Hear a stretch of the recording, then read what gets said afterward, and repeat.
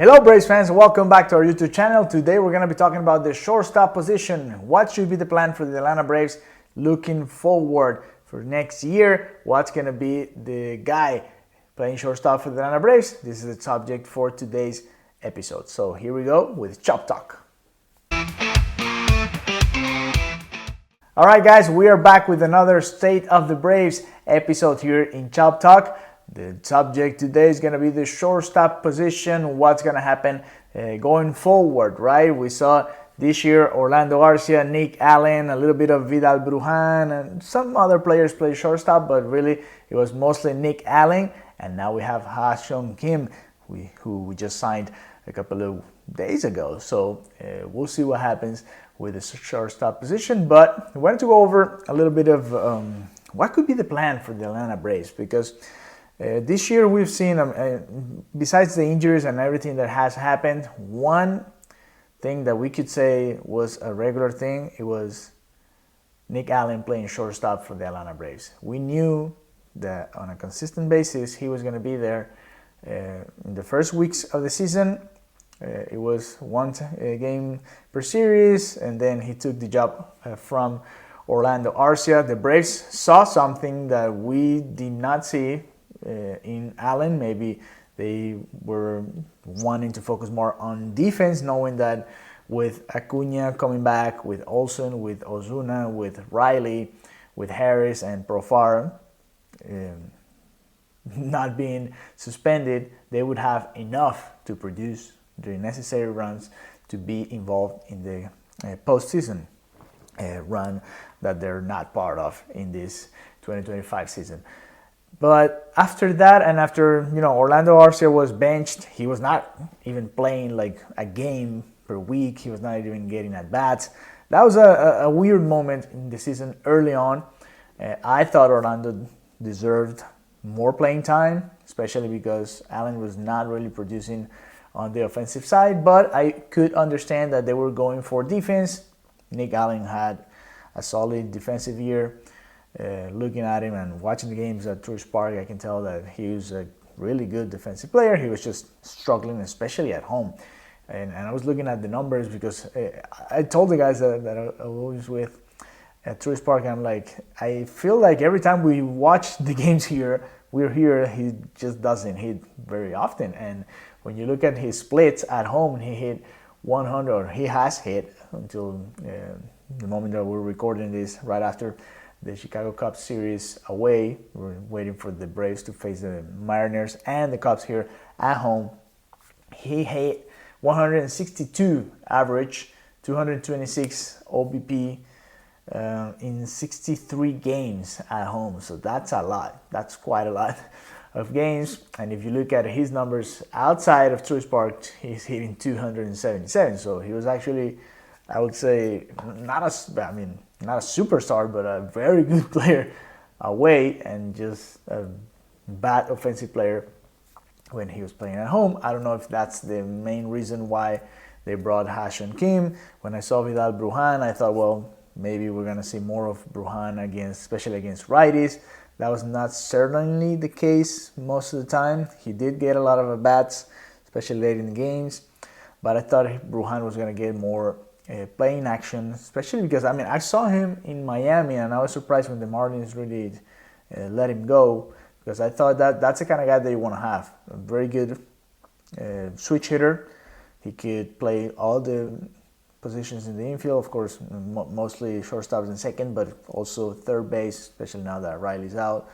And he could play, nobody's going to play first base because Olsen's there, but you could have the option, in case of an emergency, to have somebody like that to play that position. And he could be put in the outfield as well. So to me, that's a good player to have, and he's a good runner as well, which is something that the Braves are always trying to look for when they bring somebody from the bench to run for, I don't know, Ozuna or any of the slow guys, Murphy, and you know who they are. But other than that, I thought, well, they're giving a lot of chances to Nick Allen. That was his position to win it. Well, he won the position now. Then it was his position to lose it.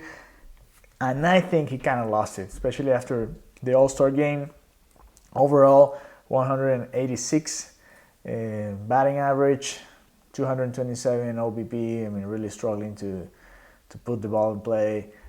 A guy that really does not have any ounce of power in his swing, and it was hard to watch, especially because the Braves are where they are right now, so far away from a 500 record, so far away from the playoff spots right now. And that's why we were all wondering, well, what's going to be the plan for the future? Because we knew that going into 2025, you cannot have the same certainty that you had maybe before this year that Ozzy Albies is going to produce, that Michael Harris is going to produce, even Austin Riley is going to produce.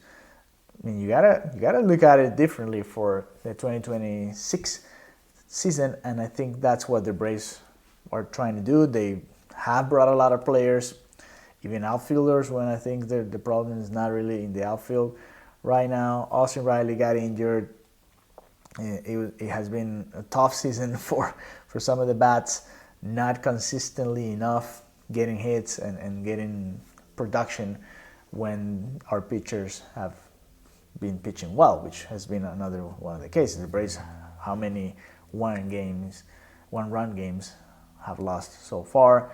We're gonna go over that maybe as we approach the end of the season to like really do a general state of the Braves, not this one that we do weekly here in Chop Talk. So to me, that Ha-Seong Kim home run against the Chicago Cubs summarizes so many things. Like, you have a guy that can really hit for occasional power. He's not going to hit 40 homers, but he could hit 20 easily. Not easily, but 15 to 20. He's a solid hitter. He's a good defender.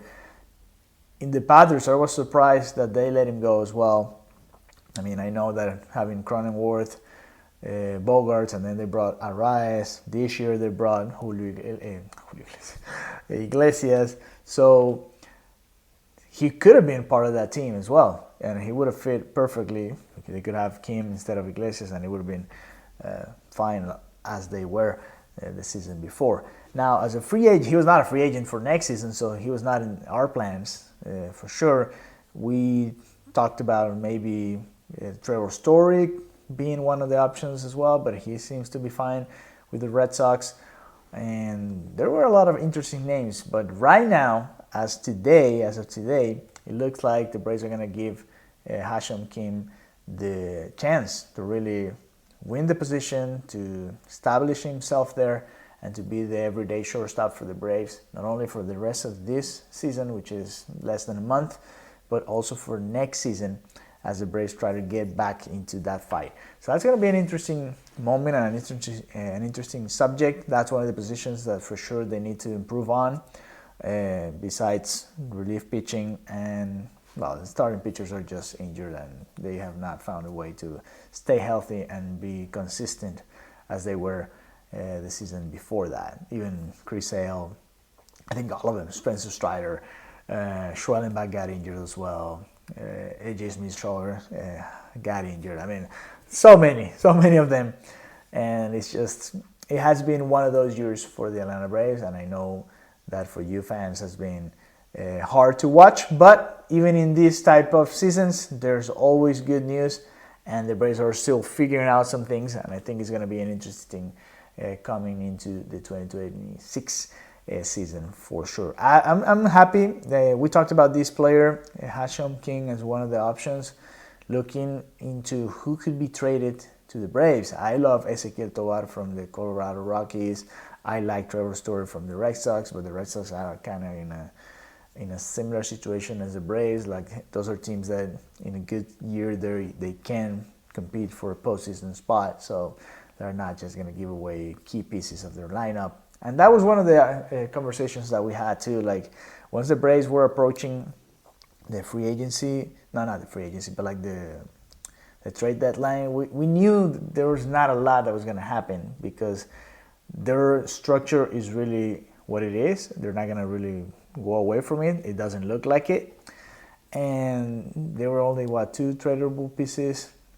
Maybe Raisel Iglesias, maybe Marcelo Zuna. They both are doing better than they did in the first half of the season, so the Braves are, I guess, fine with those. Are they going to resign them? I don't know. Maybe Iglesias. because the Braves do need a lot of relief pitching. With Ozuna, it could get tricky, and I think that they're just going to go another route, trying to leave that DH spot open for the second catcher in case they decide to keep Drake Baldwin and Sean Murphy for next season, and also for maybe Ronald Acuna Jr. getting some off days, maybe Matt Olson getting some DH days. We've seen him also struggling a little bit. Even Austin Riley getting some DH days. They're having Nacho Alvarez already showing that he could play in the Major League Baseball level. So a lot of things moving around, and one of those was the shortstop position. I think that's going to be a key one. No Orlando Arcia, no Nick Allen. We'll see if Ha-Seong Kim can really show that the Braves have somebody there for the 2026 season. What do you guys think? Should the Braves keep that position to or give it to Ha-Seong Kim, or should they go to the free agency market and trying to snatch another guy there, move Kim around and maybe move another piece? Albies, Riley's injured, but Riley, I don't know. You guys let me know what you think, and we'll be back with more Chop Talk. Tomorrow we're recording this before the Mariners series. We're gonna start on Friday with that coverage, and I hope you guys enjoy what we do here. Subscribe, please leave your thumbs up. That helps us to keep producing more and more content for you guys. And join the conversation, commenting here. Please comment, leave your comments down there, and also share this content with your Atlanta Braves fans and turn the notifications on so you get one every time we upload a video like this one. Have a good day, and we'll see you guys in a little bit. Bye bye.